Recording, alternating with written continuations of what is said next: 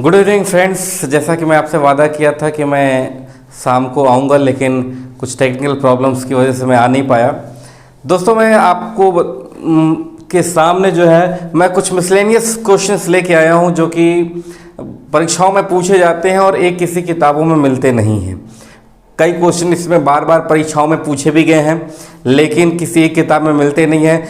अभ्यर्थियों को बहुत परेशानियां का सामना करना पड़ता है कि कहाँ पे मिलेंगे, ये ऐसे प्रश्न कहाँ से पूछ दिए गए, किस किताब में मिलेंगे। तो ऐसी कुछ प्रश्नों की मैं एक श्रृंखला प्रारंभ कर रहा हूँ, जिसमें रोजाना मैं आपको 10 क्वेश्चंस जो है और उनके आंसर विथ एक्सप्लेनेशन मैं शुरू करूँगा, जिससे आपको आने वाले एग्जाम्स में जो इस टाइप के क्वेश्चंस हैं वो पढ़ने में भी आसानी रहेगी, रटने में भी आसानी रहेगी, और इससे संबंधित जो एक्सप्लेनेशन होगा उसको भी अगर आप याद रखेंगे, समझे रहेंगे, तो इनसे संबंधित और भी जो भी प्रश्न बनते हैं उनमें भी आपको काफ़ी आसानी रहेगी। तो चलिए दोस्तों, मैं शुरू करता हूं कि प्रश्न क्या है। तो पहला प्रश्न, जैसा कि आप देख रहे हैं कि किस भारतीय राष्ट्रपति ने आयरलैंड के स्वतंत्रता संग्राम में भाग लिया था। ये यूपी ट्रिपल एससी में भी प्रश्न पूछा गया है, और इसी से संबंधित एक और प्रश्न पूछा गया था कि कौन से भारतीय राष्ट्रपति मजदूर यूनियन से जुड़े हुए थे, ट्रेड यूनियन से जुड़े हुए थे। तो मैं आपको बता दूं कि ये वीवी गिरी थे। ये वीवी गिरी भारत के चौथे राष्ट्रपति थे। डॉक्टर वीवी गिरी जो थे वो भारत के चौथे राष्ट्रपति थे। डॉक्टर जाकिर हुसैन के मरने के बाद जो है 1969 से 1974 तक इनका कार्यकाल था। और ये अब पढ़ाई की, इनका जन्म जो हुआ था वो मद्रास प्रेसिडेंसी में हुआ था, और यह पढ़ाई के लिए 1913 में आयरलैंड जाते हैं। और आयरलैंड जाते हैं, वहाँ पर स्वतंत्रता के लिए संघर्ष होता है। एक आंदोलन होता है 1916 में, जिसको सिनफिन आंदोलन कहते हैं, और सिनफिन आंदोलन में ये भाग लेते हैं आयरलैंड की स्वतंत्रता के लिए, और उसके लिए जेल भी जाते हैं। जिसके बाद इनको निष्कासित भी कर दिया जाता है आयरलैंड से। तो ये भारत के राष्ट्रपति थे, चौथे राष्ट्रपति थे जिन्होंने भाग लिया था। ठीक है, डबलिन यूनिवर्सिटी में। ये प्रश्न पे चलते हैं दोस्तों। विंसर का जंगल किस प्रदेश में स्थित है? विंसर का जंगल उत्तराखंड में स्थित है। उत्तराखंड के अल्मोड़ा डिस्ट्रिक्ट में स्थित है, और ये बहुत ही खूबसूरत प्लेस है। यहाँ पे सूर्योदय सूर्यास्त को देखना बहुत ही अच्छा लगता है। इसी से संबंधित एक और प्रश्न बनता है, जंगल महल क्षेत्र। ये यूपी ट्रिपल एससी में भी और यूपीपीएससी में भी पूछा गया है। जंगल महल क्षेत्र कहाँ स्थित है? तो जंगल महल एक क्षेत्र है जो कि पश्चिम बंगाल में स्थित है। तीसरा प्रश्न ये पूछा गया है कि मलेशिया की प्रशासनिक राजधानी कहाँ स्थित है? तो मलेशिया की प्रशासनिक राजधानी जो है वो पुत्रजया है। पुत्रजया है। आपको मैं बता दूं कि भारत की प्रशासनिक राजधानी जैसे नई दिल्ली है और आर्थिक राजधानी मुंबई है, इसी तरह मलेशिया की प्रशासनिक राजधानी जो है वो पुत्रजया में स्थापित की गई है। हालांकि उसकी संवैधानिक और राजधानी और आर्थिक राजधानी कुआलालंपुर है मलेशिया की। तो ये भी यूपीएससी में प्रश्न पूछा गया है। तीसरा प्रश्न आता है कि किस वैज्ञानिक को पुत्र के साथ नोबेल पुरस्कार प्रदान किया गया था? तो ये तीसरे प्रश्न का उत्तर होगा लॉरेंस ब्रेग और हेनरी ब्रेग। लॉरेंस ब्रेग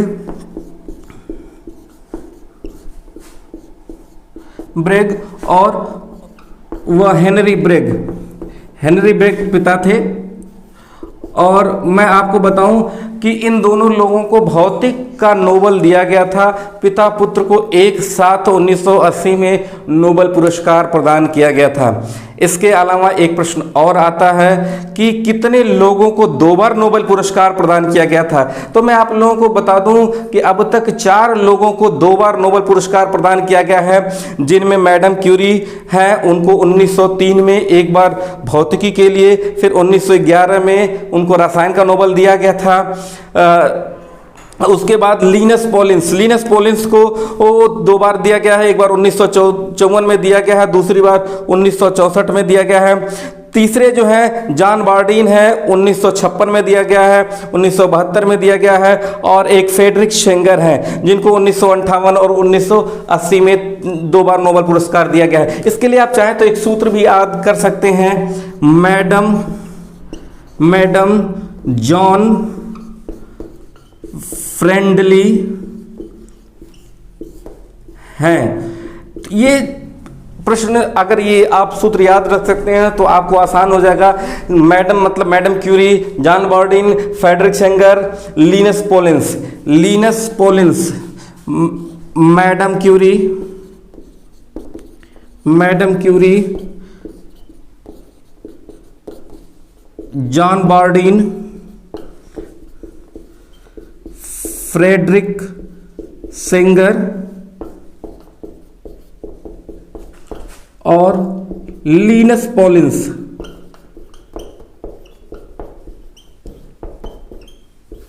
ये 4 लोग ऐसे हैं जिनको 2 बार नोबेल पुरस्कार प्रदान किया गया है। इसके बाद 5वां प्रश्न आता है 1857 की क्रांति के जांच के लिए किस आयोग का गठन किया गया था। तो दोस्तों मैं बता दूं कि 1857 की क्रांति के जांच के लिए पील आयोग का गठन किया गया था। पील आयोग का गठन किया गया था। आपको मालूम भी होगा कि 34वीं बटालियन के मंगल पांडे ने विद्रोह किया था। इसके बाद 1857 की क्रांति भड़की थी।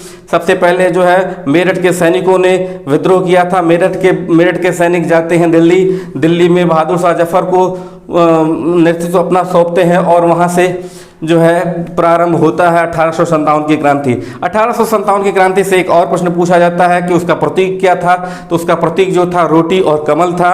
रोटी खा के कमल छू के पानी जो व्यक्ति पी लेता था, ऐसा माना जाता था कि वो 1857 की क्रांति में शामिल होता है। 1857 की क्रांति से एक प्रश्न और भी आया है यूपीपीएससी 2008 में कि किसने जिहाद का नारा दिया था। तो मौलवी अहमदुल्ला जो थे वो फैजाबाद से नेतृत्व किए थे। उन्होंने जो है जिहाद का नारा दिया था। उसे एक प्रश्न और भी आता है कि किसके ऊपर 50,000 रुपये का अंग्रेजों ने इनाम रखा था।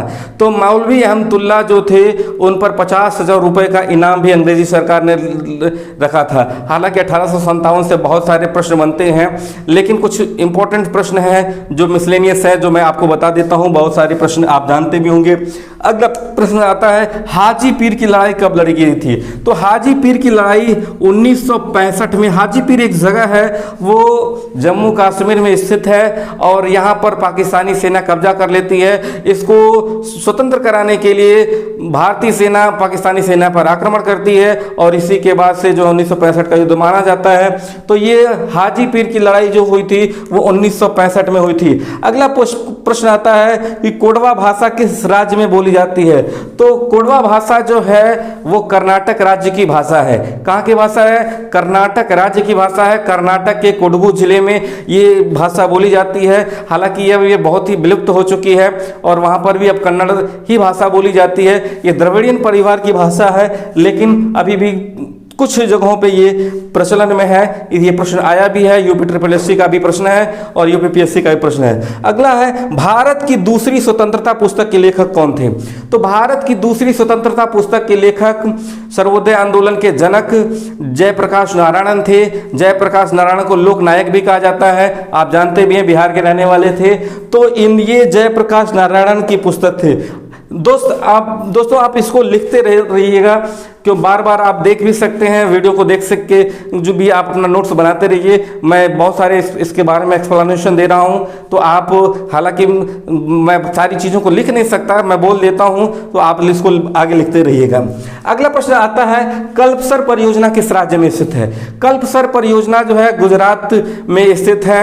यह जो है यह परियोजना किसी नदी पर नहीं है, बल्कि यह जो है समुद्र के किनारे लगाई गई है, जिसमें समुद्र के जल से ज्वारी ऊर्जा से जो है बिजली विद्युत उत्पादन से है, साथ ही साथ पेयजल उत्पादन से है और औद्योगिक निर्माण की इकाइयों के लिए जो है साफ पानी उपलब्ध कराने के लिए कल्पसर योजना जो है प्रारंभ की गई है। ये भी यूपीएससी का प्रश्न है। आखिरी प्रश्न जो है भारतीय संविधान को किसने अपने हाथों से लिखा था। तो मैं आपको बता दूं कि प्रेम बिहारी रायजादा, प्रेम बिहारी नारायण रायजादा, ये शांति निकेतन से संबंधित थे और इन्होंने ही अपने हाथों से हिंदी और इंग्लिश दोनों ही भाषाओं में लिखा था। अंग्रेजी में इटैलिक मॉडल का प्रयोग किया गया था। आपको मैं बता दूं कि 26 नवंबर 1949 को भारतीय संविधान जो है वो अंगीकृत किया गया था और 26 जनवरी 1950 को लागू किया गया था। इसका जो संविधान है वो उसका मूल पृष्ठ जो है कवर पेज जो है वो किसने तैयार किया था, तो नंदलाल बोस ने तैयार किया था। और इसके अलावा शांति निकेतन के और सारे चित्रकारों ने मिल के जो है संविधान के प्रत्येक पृष्ठ पर रामायण के चित्र अंकित हैं। किसके पूछा जाता है किस ग्रंथ के चित्र अंकित हैं, तो रामायण के प्रत्येक पृष्ठ पर चित्र अंकित है। और आपको मैं बता दूं कि प्रेम बिहारी नारायण रायजादा को इसके बदले में कुछ नहीं दिया गया था, इन्होंने कोई भी पारिश्रमिक स्वीकार नहीं किया था, बल्कि इन्होंने कहा था कि प्रत्येक पृष्ठ पर मेरा नाम होना चाहिए। तो इस प्रकार संविधान के प्रत्येक पृष्ठ पर प्रेम बिहारी नारायण रायजादा का नाम है और नंदलाल बोस ने उसका कवर पृष्ठ तैयार किया था। मैंने आपको बताया भी था कि ये जो मूल पृष्ठ है वो अभी भी लोक सभा के केंद्रीय पुस्तकालय में रखा गया है। हाइड्रोजन हीलियम गैस के एक पात्र में उसको रखा गया है जिससे कि वो नुकसान ना हो और अब वो आज भी मौजूद है। तो ये रहे 10 प्रश्न मित्रों, आप इसको तैयार करिए, ये बेहतर प्रश्न है, आगे आने वाली परीक्षाओं में आपको हेल्पफुल होंगे। धन्यवाद।